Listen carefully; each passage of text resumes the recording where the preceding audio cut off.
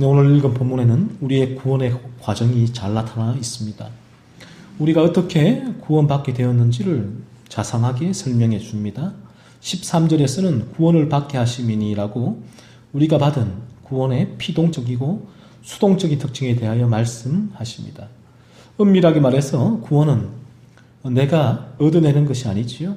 내가 성취하는 것도 아닙니다. 구원은 받는 것이에요. 그래서 에베소서 2장 8절에서도 이렇게 말씀합니다. 너희는 그 은혜에 의하여 믿음으로 말미암아 구원을 받았으니 이것은 너희에게서 난 것이 아니요 하나님의 선물이라. 여기서도 구원을 받았다라고 말씀을 합니다. 그래서 구원은 우리가 받는 것이기에 내가 얻고 성취하는 것이 아니라 구원은 피동적으로 수동적으로 우리가 받는 것이기 때문에 하나님의 선물이 됩니다. 선물이라고 말씀하고 있죠. 그래서 구원의 전 과정은 하나님의 은혜가 되는 것입니다. 믿음까지도 구원의 전 과정에 포함이 되고 믿음을 가지게 되는 것도 크게 보아서는 하나님의 은혜가 됩니다.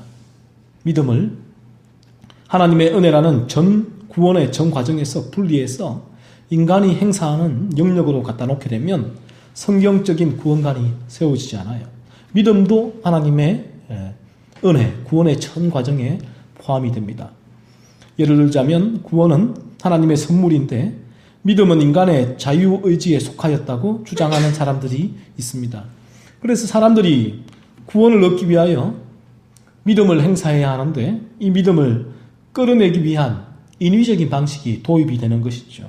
그래서 우리가 흔히 접하게 되는 알트 콜링, 즉 강대상 앞으로 나와서 하는 결신 요청을 하게 되는 것입니다. 믿음이 인간의 영역에 속한 것이라면 인간의 영역에 속한 믿음을 인간에게서 끌어내기 위하여 인간의 의지를 움직이려고 하는 거예요. 여기에는 기독교를 믿으면 현세에서는 복받고 내세에서는 천국 간다는 기복신앙도 동원이 되고요. 패션 오브 크라이스트라는 영화를 통하여 감성을 움직이는 기독교도 동원이 되고요. 음악을 통하여 이성을 무력화시키는 방법도 동원이 됩니다. 또 연예인들을 통하여 기독교의 거부감을 없애주는 간정도 동원되고 천국과 지옥 간정을 통하여 공포감도 조성을 합니다. 인간의 의지를 움직여서 기독교의 호감을 가지게 하거나 공감하게 하거나 인정하게 해서 믿음만 행사하면 구원을 받기 때문이에요. 그래서 이들은 최대한 많은 사람들을 집회에 모으고 이런 수많은 방법들을 동원해서 그들을 강단 앞으로 나오게 해서 결신 요청을 하게 하고 이들이 그 순간 나는 예수님을 믿습니다라고 하기만 하면 영접 기도를 하게 하고 그리고 구원받았다라고 선포해 버립니다. 오늘날 기독교에 가짜 신자가 많은 이유가 이런 방식으로 구원을 받았다고 선포해 버리기 때문입니다. 구원에 이르는 믿음까지도 하나님의 선물이지요. 인간의 자유의지가 아닌 것입니다.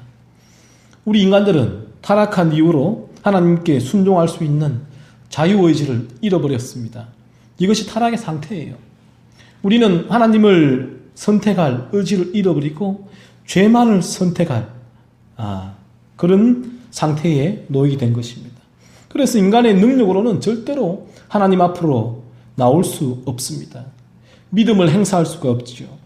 그러므로 믿음까지도 하나님께서 우리에게 주시는 선물입니다. 우리의 구원은 전적 하나님의 주권과 하나님의 은혜에 놓여져 있습니다. 하나님께서 죄인을 구원하는 방식은요, 기독교에 대한 거부감을 제거하고 기독교에 대한 호감을 가지게 하거나 지옥을 통하여 공포감을 주거나 천국을 통하여 핑크빛 소망을 주거나 현세에서의 기복을 통하여 이런 방법을 통하여 죄인을 구원하시지 않습니다. 이것은 인간이 조작해낸 인위적인 방식이죠. 하나님은 오직 십자가를 통하여 죄인을 구원하세요. 여기에 다른 것을 덧붙이면 다른 복음이 됩니다. 그래서 주의 몸된 교회는 항상 주님의 십자가만이 온전하게 선포되어지면 그 세워진 역할은 다 하는 것입니다.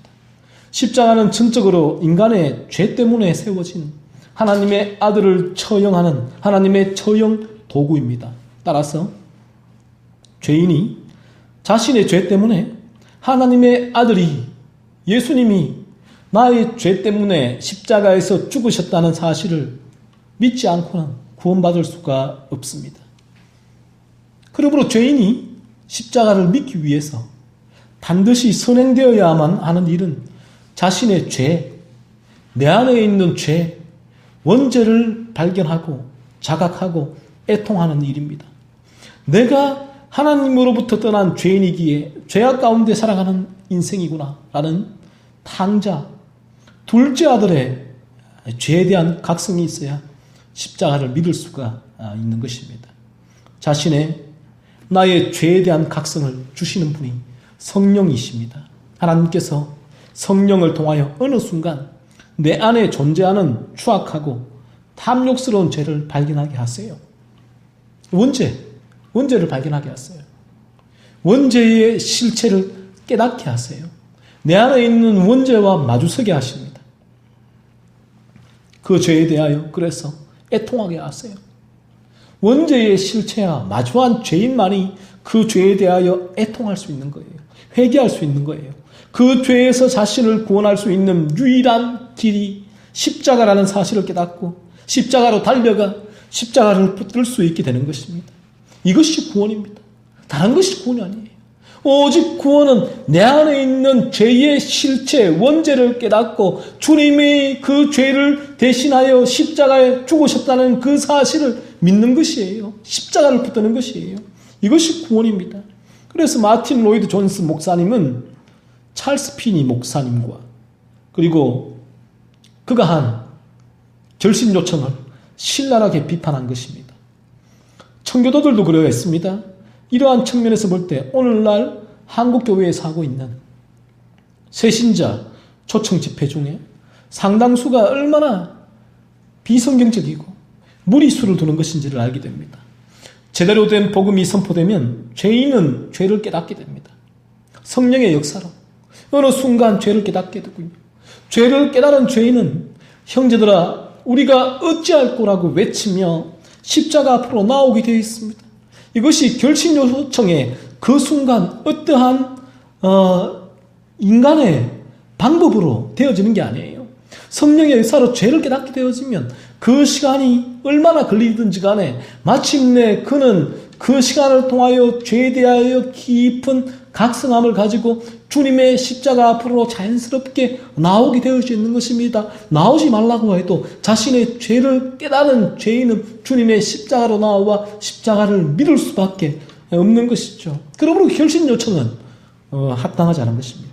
그런데 아직 죄를 각성하지 않은 죄인들에게 자신의 원죄의 실체를 바라보지 못한 죄인에게 자신의 죄와 마주서지 한 번도 마주선 적이 없는 죄인에게 무조건 십자가로 나오라고 외치며 십자가로 나오는 유일한 과정인 죄에 대한 각성과 해결은 제쳐놓고 온갖 인위적인 방식을 사용하니 얼마나 위험천만한 일입니까? 이처럼 인간의 믿음을 끌어내기 위하여 고안해낸 인위적인 방식은 성경적이지 않습니다. 이런 차원에서 볼 때에 사형리까지도 이러한 믿음에 대한 오해를 일으킬 위험성이 다분히 있는 것이에요. 우리가 기독교와 교회라는 종교적인 틀을 가지고 있기 때문에 기독교라고 말할 수는 없는 것입니다. 오직 성경이에요. 하나님이 자신을 계시해 주신 이 성경 말씀을 따라갈 때에만 기독교를 기독교라고 부를 수가 있는 것입니다. 오늘 본문에서는 분명히 구원은 우리가 받는 것이라고 말씀을 합니다. 그러면 믿음까지도 하나님의 선물과 은혜와 주권의 범주에 들어가게 되는 것이에요. 믿음도 인간의 영역이 아니라 하나님의 영역인 것입니다. 죄인이 구원을 얻게 되는 첫 번째 과정은 하나님의 선택입니다. 13절에서는 하나님이 처음부터 너희를 택하사라고 말씀합니다. 에베소서 1장 4절에서는 창세전에 그리스도 안에서 우리를 택하사, 에베소서 1장 5절에서는 그 기쁘신 뜻대로 우리를 예정하사라고 말씀을 해요. 하나님은 창세전에 세상이 만들어지기 전에 처음부터 우리를 선택해 놓으셨습니다. 그러면 우리는 구원받을 사람이 그렇다면 창세전에 내가 이 세상에 태어나기도 전에 다 정해져 있다면 전도할 필요가 무엇이 있느냐라고 항변을 합니다. 그러나 창세전에 하나님께서 구원받을 자를 선택해 놓으셨다는 이 예정 교리는 전도에 대한 부분이 아니라 철저하게 구원받은 자가 자신의 구원을 되돌아볼 때, 회고하게 될 때 고백하게 되는 신앙 고백의 부분이에요. 하나님의 주권과 은혜로 나 같은 죄인이 창세전에 선택되어 구원받게 된 것이구나.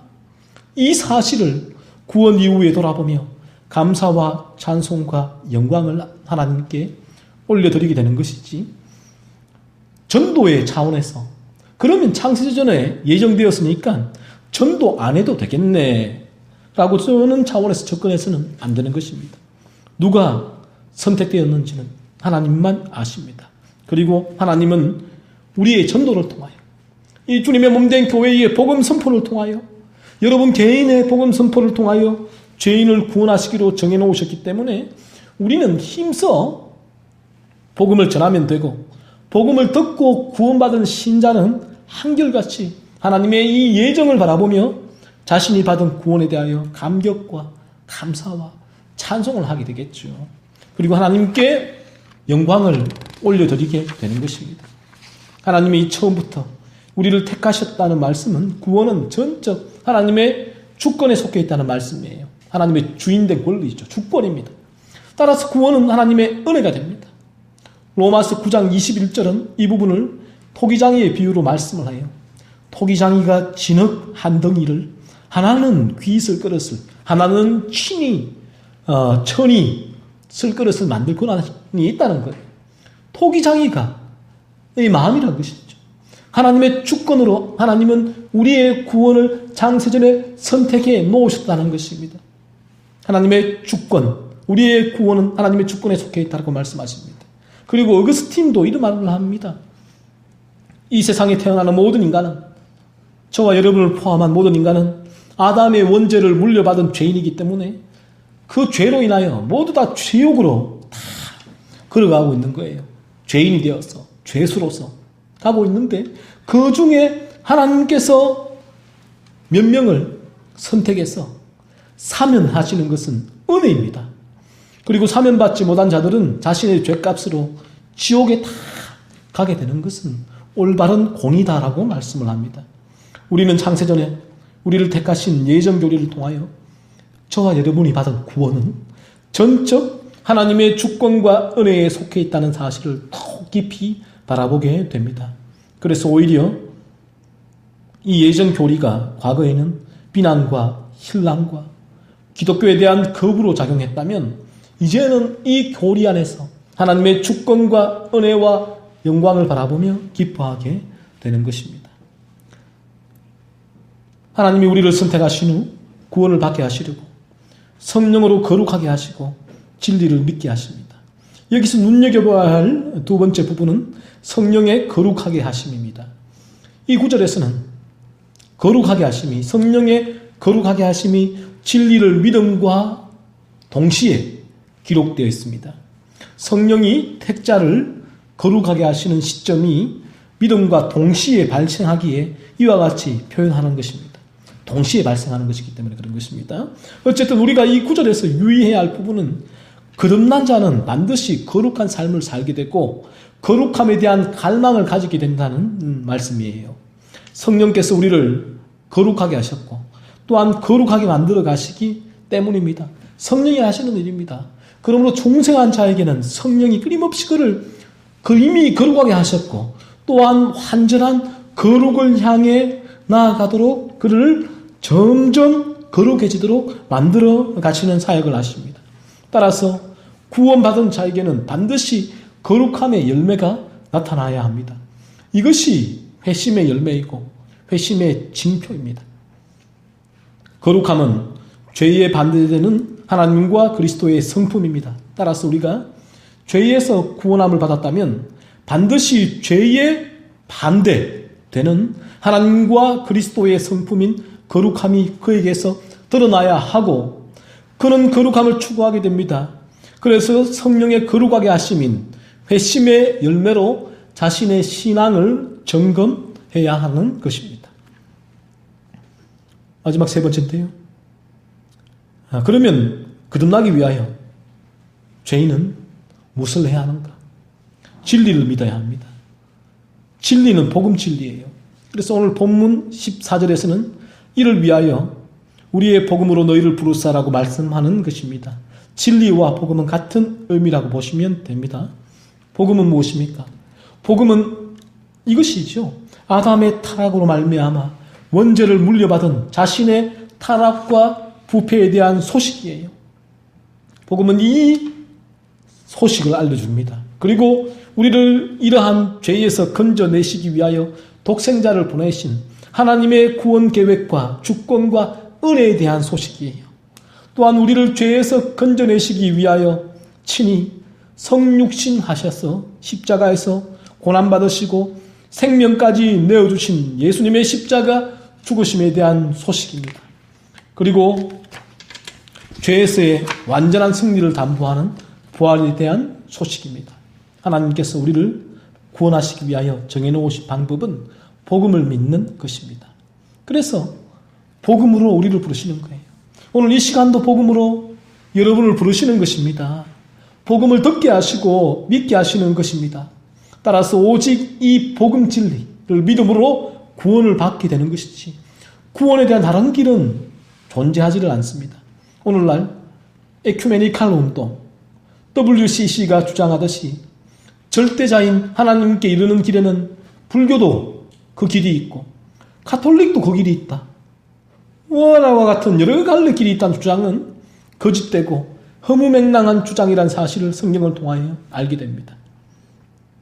복음으로 부르심받아 구원받은 자들은 장차 그리스도의 영광에 참여하게 될 것이며 그리스도의 영광을 보게 될 것이며 그리스도와 함께 영화롭게 될 것입니다.